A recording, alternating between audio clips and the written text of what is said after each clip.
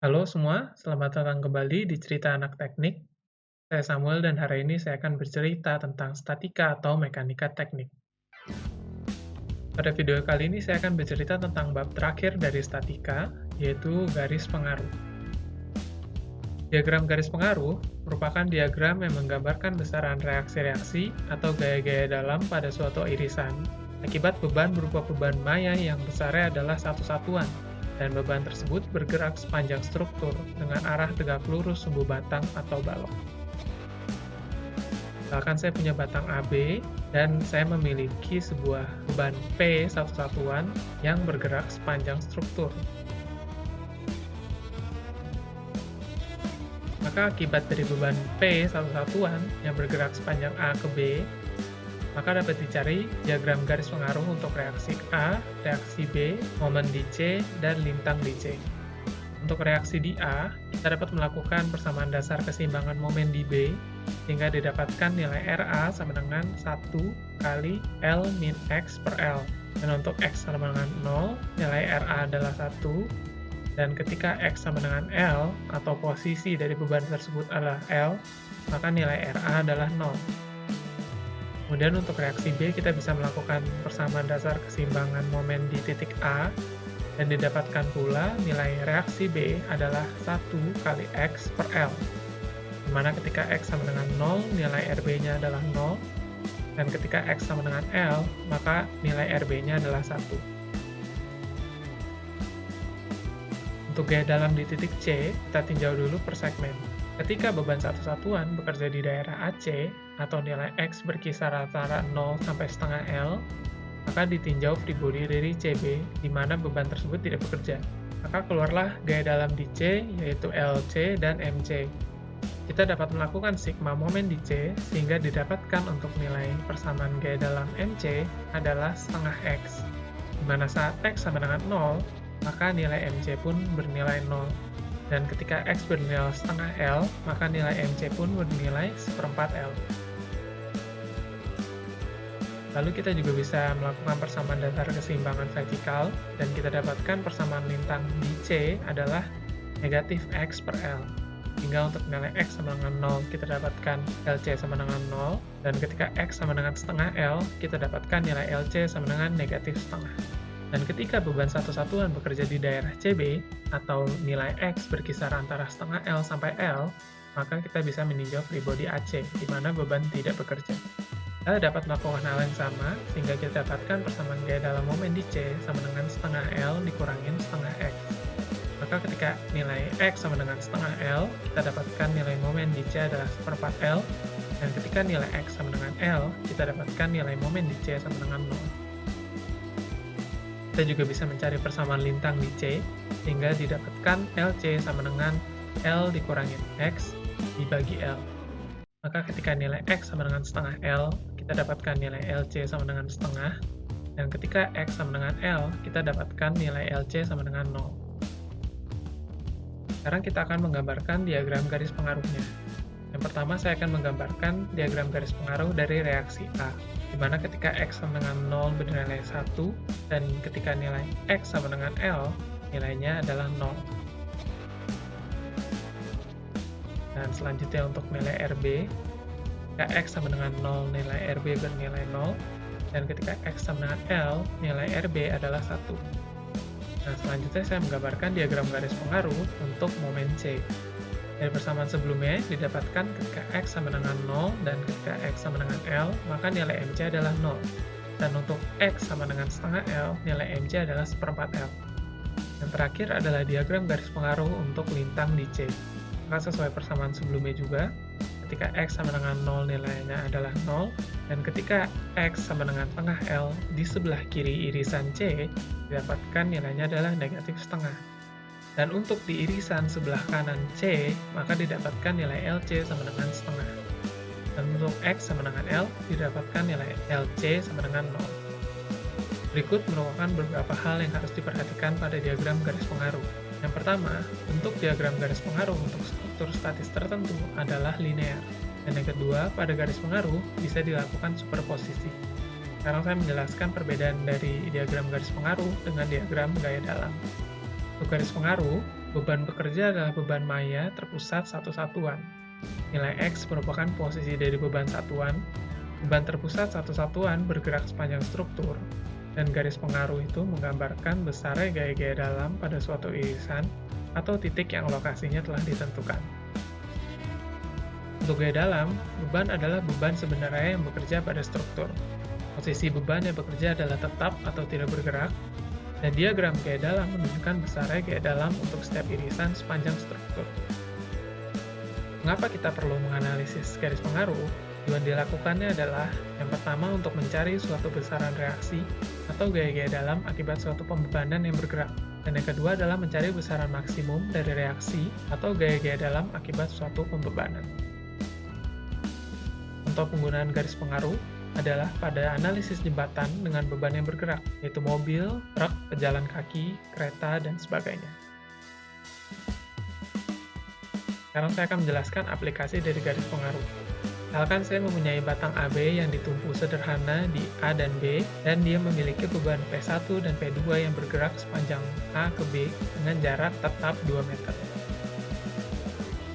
Ketahui nilai P1 adalah 100 kN, P2 adalah 200 kN, dan panjang dari balok AB ini adalah 12 meter. Dan diminta untuk menunjukkan gaya dalam maksimum untuk momen dan lintang di C akibat beban P1 dan P2. Sekarang saya tinjau dulu untuk kasus A, di mana P2 berada di tengah bentang AB dan P1 berada 2 meter di belakang P2. Di sini kita mempunyai nilai Y1 dan Y2 pada diagram garis pengaruh MC yang telah kita hitung sebelumnya. Maka kita hitung dulu untuk nilai Y2 adalah 1/4 L sama dengan 3 meter, dan nilai Y1 menggunakan prinsip kesebangunan segitiga didapatkan sama dengan 2 meter. Nah, nilai momen di C untuk kasus A kita dapatkan dengan mengalihkan nilai P1 dengan Y1 dan kita tambahkan nilai P2 yang dikalikan dengan Y2. Maka didapatkanlah nilai gaya dalam momen di C untuk kasus A adalah 800 kN. Nah, sekarang saya punya kasus B, di mana titik tengah P1 dan P2 berada di tengah bentang, dan kita memiliki nilai Y3 dan Y4. Kita hitung dulu untuk nilai Y3 dan Y4 sama dengan 2,5 meter, dan sekarang kita bisa hitung nilai momen di C untuk kasus B sama dengan P1 dikalikan dengan Y3, dan ditambahkan P2 dikalikan dengan Y4. Maka didapatkan nilai momen di C untuk kasus B adalah 750 kN, di mana nilai momen di C untuk kasus B lebih kecil daripada kasus A. Maka kita menggunakan kasus A untuk mendapatkan nilai maksimum momen di C. Sekarang saya akan meninjau nilai lintang di C untuk kasus A, di mana nilai P2 berada sedikit di sebelah kiri irisan C. Maka kita mempunyai nilai Y5 dan Y6, dan kita bisa cari nilai Y5 dan Y6 seperti demikian. Dan didapatkanlah nilai lintang C untuk kasus A sama dengan negatif 133,33 kN. Lalu kita geser dan kita tinjau untuk kasus B, di mana kita mempunyai nilai Y7 dan Y8. Bisa kita cari untuk nilai Y7 dan Y8 seperti demikian, dan didapatkanlah nilai lintang C untuk kasus B adalah 41,67 kN.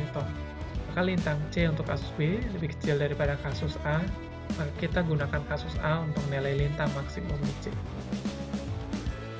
Sekarang saya akan masuk ke contoh soal yang lebih rumit. Misalkan saya mempunyai jembatan konstruksi rangka batang sendi dengan beban P yang bergerak di sepanjang bentang. Kita diminta untuk menggambarkan garis pengaruh untuk reaksi A, reaksi B, gaya dalam batang S1, S2, S3, dan S4 akibat beban P satu satuan. Untuk menyelesaikan contoh soal ini, saya akan membutuhkan teman saya yang bernama Ima. Pertama, Ima melakukan dua buah irisan yang dinamakan irisan I dan irisan J. Garis pengaruh untuk RA dan RB identik dengan balok di atas dua tumpuan A dan B. Hal ini disebabkan karena jembatan ini menggunakan prinsip balok stringer, di mana beban dari jembatan yang merupakan garis merah putus-putus disalurkan ke join dari konstruksi rangka batang sendi tersebut. Untuk posisi beban antara A sampai K, maka Ima melihat di bodi sebelah kanan irisan I. Ima dapat mencari persamaan gaya dalam untuk S1, S2, dan S3 dengan melakukan persamaan dasar keseimbangan. Dan didapatkanlah nilai S3 sama dengan 3 kali RB, yang merupakan batang tarik, dan S2 adalah 1,414 yang dikalikan dengan RB, juga merupakan batang tarik, Dan S1 adalah negatif 4 dikalikan dengan RB, yang merupakan batang tekan. Untuk posisi beban di antara K sampai B, maka dilihat free body sebelah kiri irisan I. IMA juga melakukan persamaan dasar keseimbangan sehingga didapatkan nilai S1 sama dengan negatif 2 kali RA yang merupakan batang tekan, dan S2 sama dengan negatif 1,414 dikalikan dengan RA yang merupakan batang tekan pula, dan S3 sama dengan 3 kali RA, mana batang ini merupakan batang tarik. Untuk posisi beban antara A sampai M, IMA melihat free body sebelah kanan irisan J. IMA melakukan persamaan dasar keseimbangan arah vertikal dan didapatkan nilai G dalam bentuk S4 sama dengan negatif RB, atau merupakan batang tekan. Lalu untuk posisi beban antara M sampai B, maka IMA melihat free body sebelah kiri irisan J, mana IMA melakukan persamaan dasar keseimbangan vertikal lagi, dan didapatkan nilai S4 sama dengan RA atau merupakan batang tarik. Dan sekarang IMA akan menggambarkan diagram garis pengaruhnya.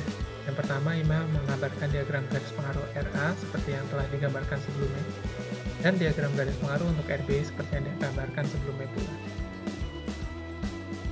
Selanjutnya, IMA akan menggambarkan diagram garis pengaruh untuk batang S1, di mana dari persamaan yang telah dihitung sebelumnya, nilai G dalam S1 untuk P satu-satuan di A adalah 0, di K adalah negatif 1,33, dan di B adalah 0.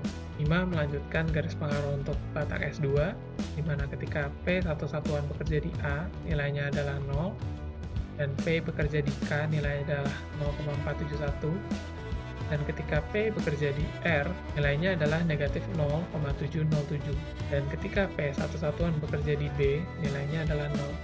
Kemudian dia lanjut ke garis pengaruh batang S3, mana ketika P satu-satuan bekerja di A, nilainya adalah 0, P satu-satuan bekerja di R, nilainya adalah 1,5, dan untuk P bekerja di B, nilainya adalah 0.